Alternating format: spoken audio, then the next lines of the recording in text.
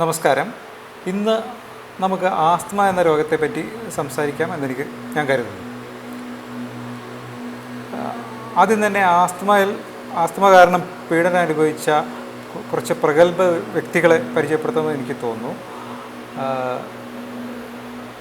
David Beckham, Amitabh Bachchan, Priyanka Chopra,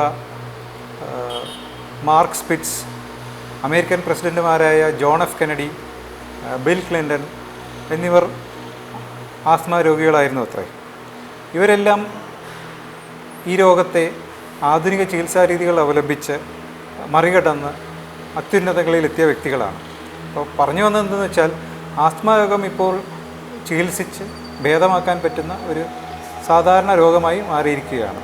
അതിന് ആധുനിക ചികിത്സാ രീതികൾ അവലംബിക്കണം എന്ന ഒരു നിർബന്ധം മാത്രമേ ഉള്ളൂ. ആസ്മ രോഗം ആദ്യമായിട്ട് പ്രതിപാദിച്ചിരിക്കുന്നത് ചൈനയിൽ നിന്നാണ്. 2600 BC ആസ്മ എന്ന രോഗത്തെപ്പറ്റി ചൈനീസ് ഗ്രന്ഥകർത്താക്കൾ പ്രതിപാദിച്ചതായി കണ്ടിട്ടുണ്ട്.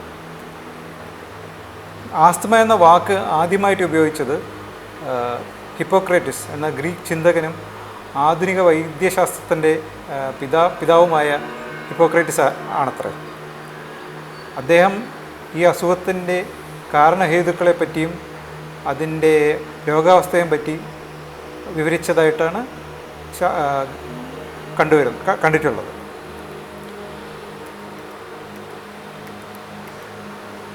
ഇപ്പോൾ ലോകത്ത് ആസ്മ രോഗികളുടെ എണ്ണം വർദ്ധിച്ചു വരുന്നതായിട്ടാണ് കാണുന്നത്. കഴിഞ്ഞ കുറേ ദശകങ്ങളായിട്ട് ആസ്മ രോഗികളുടെ എണ്ണം വർദ്ധിച്ചു വരുന്നു.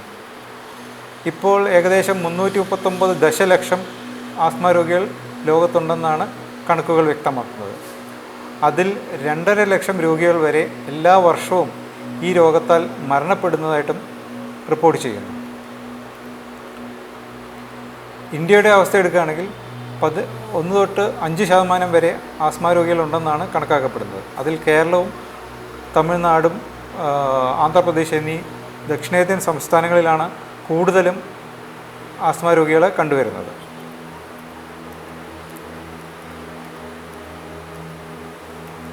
എന്തൊക്കെയാണ് ആസ്മ ഉണ്ടാകാനുള്ള കാരണങ്ങളെന്ന് നമുക്ക് ഒന്ന് നോക്കാം. ഏറ്റവും ഇമ്പോർട്ടൻ്റ് ആയിട്ടുള്ളത് അലർജി. കുടുംബത്തിൽ അലർജിയുള്ള ആൾക്കാരുണ്ടെങ്കിൽ ആ ഫാമിലിയിൽ ഒരു ആസ്മ രോഗി ജനിക്കാനുള്ള സാധ്യത 3 തൊട്ട് 4 മടങ്ങ് വരെ അധികമാണെന്നാണ് പഠനങ്ങൾ തെളിയിക്കുന്നത്. പിന്നെ കുട്ടിക്കാലങ്ങളിൽ ഉണ്ടാകുന്ന viral infections, respiratory viral infections asthma ഉണ്ടാക്കാൻ കൂടുതൽ സാധ്യത കൽപ്പിക്കപ്പെടുന്നു.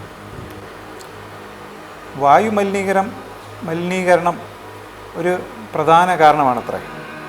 പിന്നെ ഗർഭാവസ്ഥയിലുള്ള ചില റിസ്ക് ഫാക്ടേഴ്സ് ആണ് ഉണ്ടാകുന്നത്. ഗർഭസ്ഥ ശിശുവിലെ കുറഞ്ഞതും വളരെ കൂടിയതുമായ വളർച്ചാ നിരക്കുകൾ ആസ്മ ഉണ്ടാക്കാൻ സാധ്യതയുണ്ടെന്ന് പറയുന്നു. Vitamin D, vitamin E deficiency കാരണവും കുട്ടികളിൽ ആസ്മ ഉണ്ടാകാൻ സാധ്യത കൂടുന്നു. പിന്നെ അച്ഛനമ്മമാർ പുകവലിക്കാരാണെങ്കിൽ കുട്ടികളിൽ ആസ്മയുടെ സാധ്യത കൂട്ടുന്നു. അച്ഛനമ്മമാരിലുണ്ടാകുന്ന മാനസിക സംഘർഷങ്ങൾ ആസ്മ ഉണ്ടാക്കാൻ സാധ്യത കൂടുതലായി കാണുന്നു. മാസം തികയാതെ ജനിക്കുന്ന കുട്ടികളിലും ആസ്മ കൂടുതലായി കണ്ടുവരുന്നു.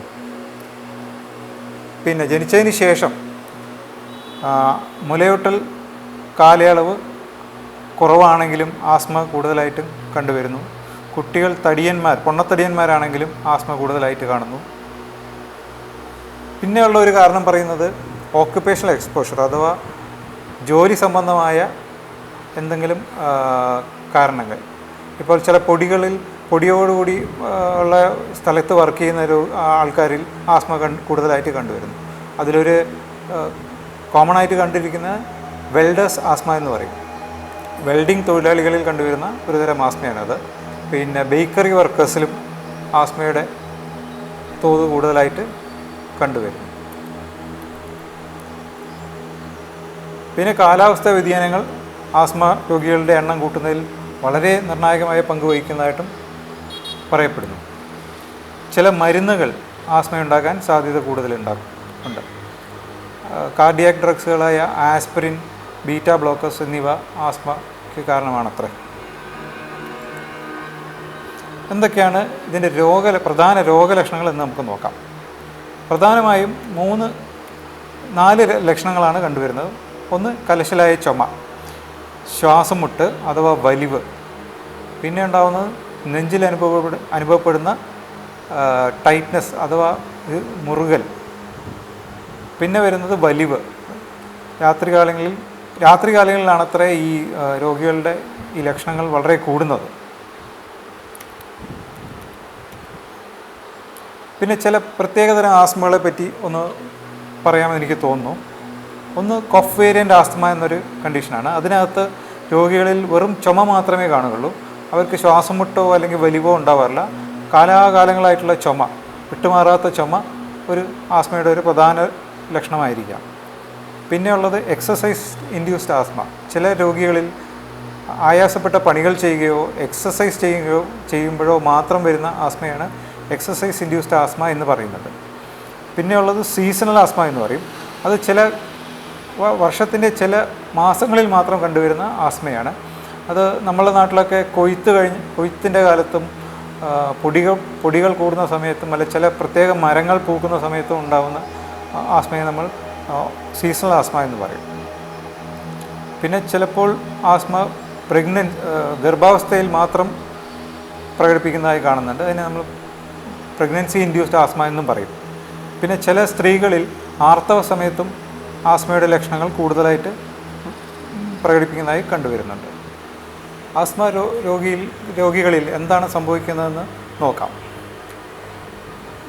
ആസ്മ എന്ന രോഗം ബാധിക്കുന്നത് ശ്വാസകോശത്തിൻ്റെ ട്യൂബുകൾ അഥവാ ബ്രോങ്കസിനെയാണ്. ഈ ട്യൂബുകളിൽ സംഭവിക്കുന്ന ചില രാസപ്രക്രിയകൾ കാരണം ശ്വാസകോശത്തിന് നേരിടുന്ന ചില റീമോഡലിംഗ് അഥവാ മാറ്റങ്ങളാണ് ആസ്മ രോഗത്തിൻ്റെ പ്രധാന കാരണം. അലർജൻസ് അഥവാ നമ്മളുടെ പൊടികൾ, പൂമ്പൊടികൾ എന്നിവ അല്ലെങ്കിൽ എന്തെങ്കിലും പുക എന്നിവ നമ്മുടെ ശരീരത്തിലോട്ട് കയറുമ്പോൾ അത് ശ്വാസകോശത്തെ ട്യൂബുകളിൽ വന്ന് അടിയുകയും അവിടെ ചില രാസപ്രക്രിയകൾ നടക്കുകയും മാറ്റങ്ങൾ ശ്വാസകോശ ട്യൂബുകളിൽ സംഭവിക്കുന്നത് കൊണ്ടാണ് ആസ്മ ഉണ്ടാകുന്നത്. ഇതിനെ മൊത്തമായിട്ടും എയർവേ റീമോഡലിംഗ് എന്നാണ് പറയപ്പെടുന്നത്.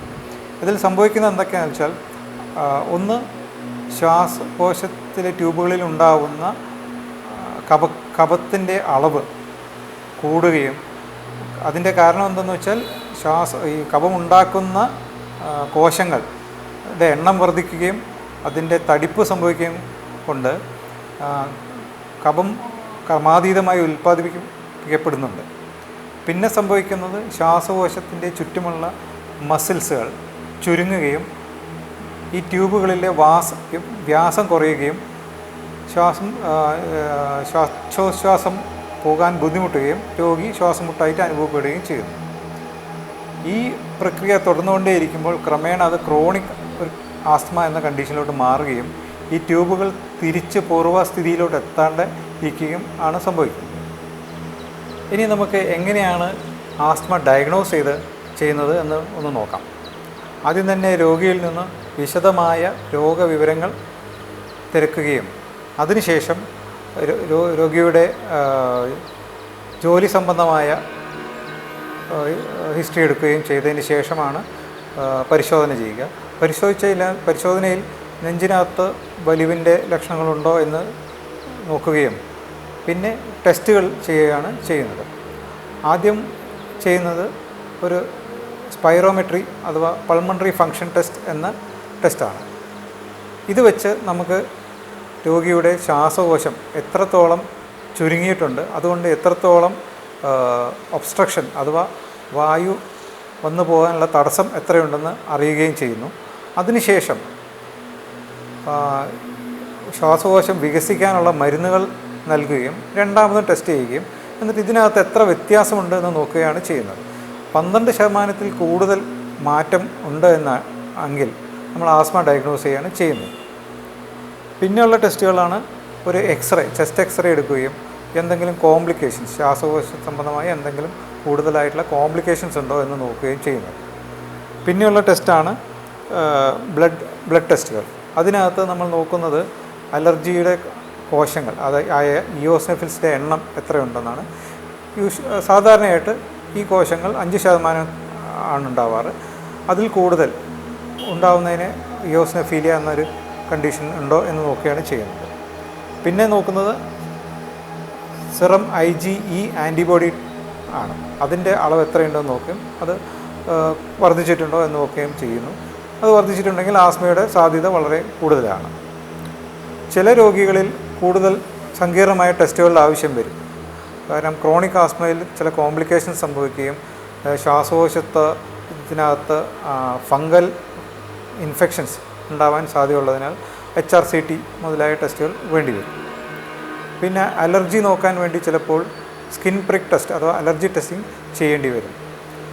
ആസ്മ രോഗത്തിനുള്ള ചികിത്സ എന്നത് 2 തരത്തിലുള്ളതാണ്. ഒന്ന് റിലീവർ മെഡിക്കേഷൻസ് എന്ന് വെച്ചാൽ രോഗലക്ഷണങ്ങൾ കുറയ്ക്കാനുള്ള റിലീവർ, ശ്വാസകോശം വികസിക്കാനുള്ള ബ്രോങ്കോ ഡൈലേറ്റേഴ്സ് എന്ന് പറയും, ഇവ കൊടുക്കുകയാണ്. പിന്നെയുള്ളത് പ്രിവെൻറ്റീവ് തെറാപ്പി എന്നുള്ള, ഭാവിയിൽ അസുഖം വരാണ്ടിരിക്കാനും വന്ന അസുഖം പ്രോഗ്രസ് ചെയ്യാണ്ടിരിക്കാനും ഈ എയർവേ റീമോഡലിംഗ് പ്രിവെൻറ്റ് ചെയ്യാനും ഉള്ള സ്റ്റിറോയിഡ് മരുന്നുകളാണ് നമ്മൾ ഉപയോഗിച്ച് വരുന്നത്. അതിൽ എല്ലാ മരുന്നുകളും നേരിട്ട് ശ്വാസകോശത്തിലേക്ക് കൊടുക്കുന്ന ഇൻഹെയിൽഡ് തെറാപ്പിയാണ് ആസ്മയ്ക്ക് ഏറ്റവും അത്യുത്തമം. ഇതിനകത്ത് ബ്രോങ്കോ ഡൈലേറ്ററും സ്റ്റിറോയിഡുകളുമായിട്ടുള്ള കോമ്പിനേഷൻസ് ഇൻഹെയിൽഡ് ഡ്രഗുകൾ അവൈലബിൾ ആണ്. അത് കണ്ടിന്യൂസ് ആയിട്ട് ഉപയോഗിച്ച് കഴിഞ്ഞാൽ എയർവേ റീമോഡലിംഗ് പ്രിവെൻറ്റ് ചെയ്യാനും പറ്റും. കൂടുതലായിട്ടുള്ള ആസ്മ അറ്റാക്കുകൾ നമുക്ക് പ്രിവെൻറ്റ് ചെയ്യാനും പറ്റും. ഇതിനകത്ത് ചില മിഥ്യാധാരണകളുണ്ട്. ഈ ആസ്മ രോഗത്തിനുള്ള ഇൻഹേൽഡ് മരുന്നുകൾ ഉപയോഗിച്ച് കഴിഞ്ഞാൽ അതിനകത്ത് ഒന്ന് അഡിക്ഷൻ വരും എന്നാണ് ഒന്ന് പറയപ്പെടുന്നത്. അങ്ങനെയൊന്നുമില്ല. ഈ മരുന്നുകൾ ഉപയോഗിക്കുന്നിടത്തോളം കാലം ആസ്മ രോഗി വളരെ ആസ്മ പീഡയാൽ വിഷമങ്ങൾ അനുഭവിക്കുകയുമില്ല. പോരാത്തതിന് എയർവേ റീമോഡലിംഗ് നമുക്ക് പ്രിവെൻറ്റ് ചെയ്യാനും പറ്റും. ഇവ വളരെ ചെറിയ ഡോസിലായതുകൊണ്ട് വേറെ സൈഡ് എഫക്റ്റുകൾ ഒന്നും കണ്ടുവരുന്നില്ല.